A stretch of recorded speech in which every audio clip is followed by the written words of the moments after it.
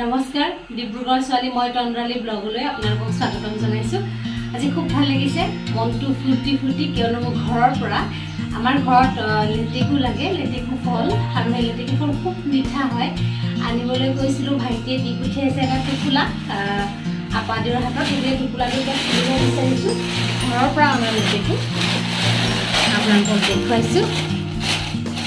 এইবোৰ লেটেকু ঘৰৰ পৰা দি পঠিয়াইছে। মনটো খুব ফূৰ্তি লাগিছে।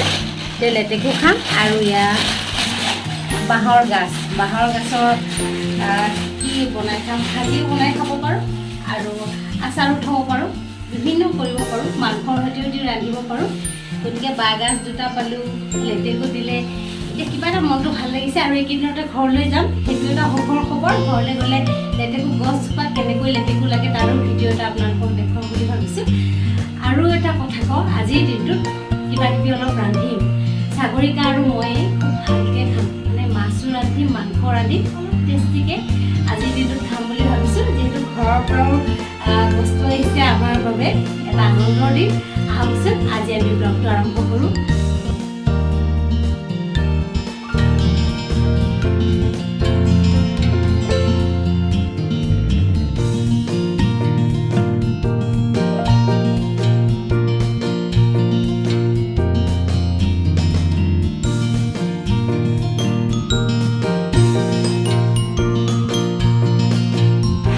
এয়া আমাৰ টিকলৈয়ে আজি পচলাও কাটিছে।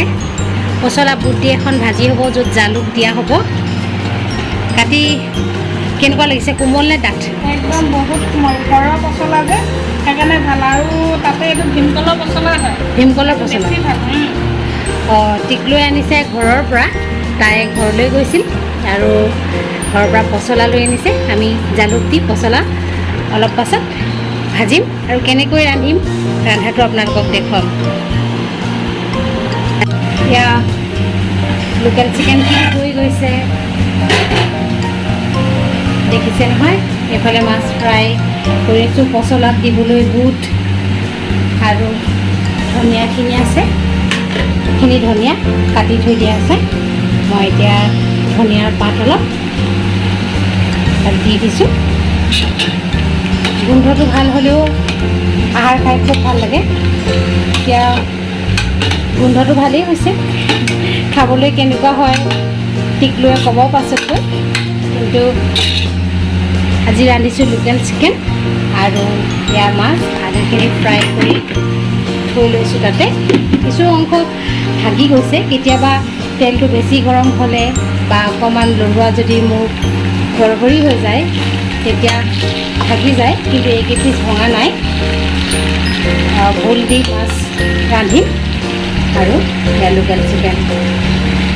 এয়া সদায় ইয়াৰ দৰে আদা নহৰু পেষ্ট দিলোঁ, তাৰপিছত ফিছ মছলা, জিৰা, ধনিয়া ইত্যাদিবোৰ দিয়া হ'ল। তাৰপিছত এইখিনি ফুল আৰু আলু কাটি থোৱা আছে। যিহেতু এইখিনি ভাজি আছোঁ, মুঠতে চিমত ৰাখি পেলাই 10 মিনিটমান মছলাখিনি ভাজিলে খুব সুন্দৰ এখন মাছৰ জোল হয়। সেয়ে আৰু অকণমান সময় আছে, আমি এইদৰে ভাজি থাকিম। এতিয়া চাওক, খুব ধুনীয়াকৈ ৰঙচুৱা হৈ গৈছে, মানে মছলাখিনি 10 মিনিট ভাজিলোঁ। ভাজি সুন্দৰ হোৱাৰ পিছত বৰ ভাল এটা গোন্ধ ওলাইছে, দেখিলে আপোনালোকে গম পাব। এতিয়া এই ভোলখিনি দি দিম। ভোলখিনিও এতিয়া ভালদৰে ভাজিম, যিদৰে মছলা ভাজিছোঁ সেই ভোলখিনিও ভাজিম।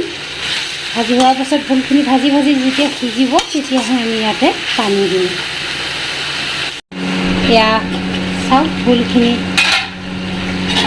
সুন্দৰকৈ সিজিছে। মই পানী দিয়া নাই, নিজে নিজে ইমানখিনি পানী ওলাইছে আৰু এতিয়াহে মই পানী ঢালিম। এয়া মই এতিয়া পানী দি দিছোঁ।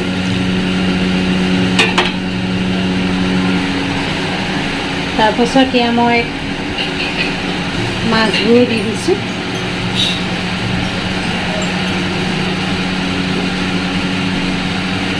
কিছুমান ভাঙি গৈছে, পিচবোৰ ডাঙৰ কৰিছিলোঁ যদিও ভাঙি গৈছে, সেইবাবে অলপ দুখিত।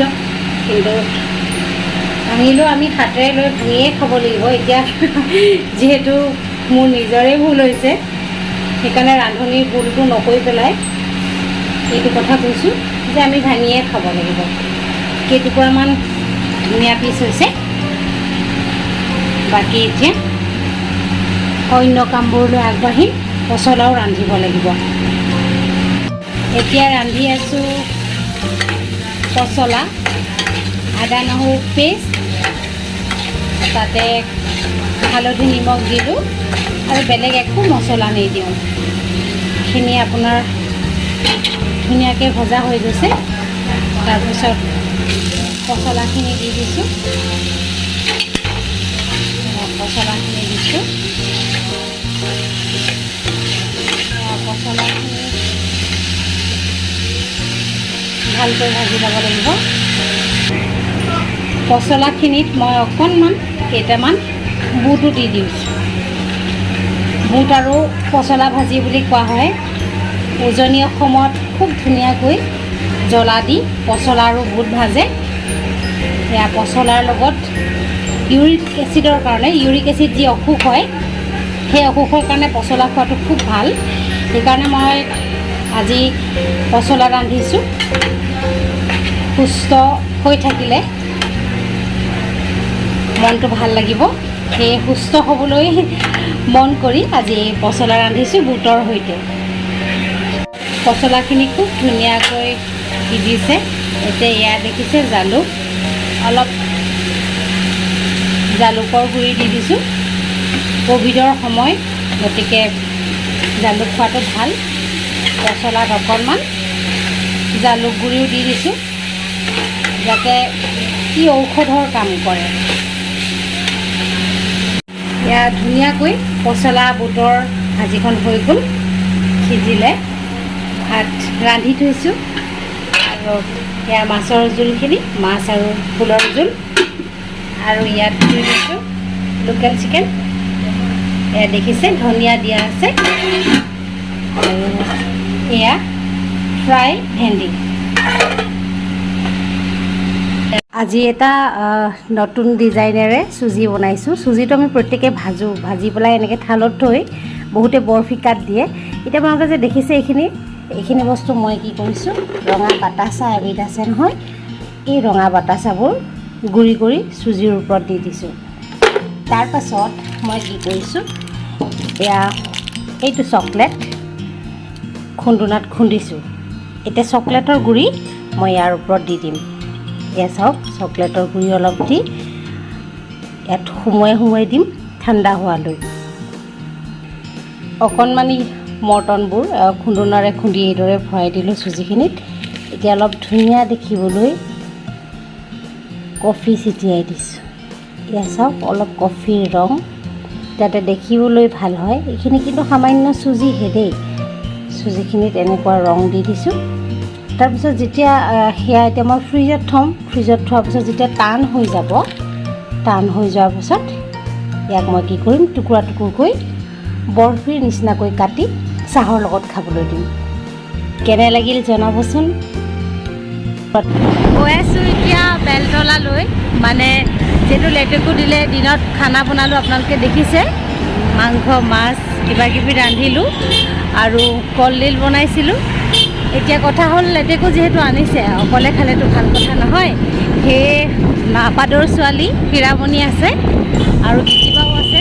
কেইটামান লেটেকু সিহঁতলৈ বুলিও লৈ লৈছোঁ, আৰু কঁঠাল কেইফুটামান এৰুৱাই তাইলৈ বুলি লৈ লৈছোঁ।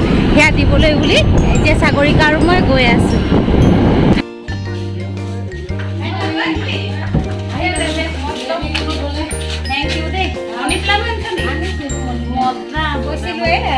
হীৰামণিক দিবলৈ আহিছোঁ লেটেকু বুলি। লেটেকু দিলোঁ, তাই আশা ৰৈ আছিলে। কঁঠাল কেইফুটামানো আছে, খাইছিলোঁ যে ভালে ভালে আনি দিলোঁ। মই আৰু ঘৰৰ বস্তু ভগাই নাখালে ভাল নালাগে, হয়নে? তাকে তহঁত ইয়াত আছোঁ, মই নিদিলে মোৰো মনটো শান্তি নালাগে। সেইকাৰণে দিবলৈ আহিলোঁ। আৰু আজি তাইক লেটেকু মানি প্লেণ্ট কিবাকিবি দিয়াৰ পাছতেই ঘৰত গৈ জিৰণি ল'ম। গতিকে বহুত বহুত ধন্যবাদ। ব্লগটো আজি ইমানতে সামৰণি মাৰিছোঁ।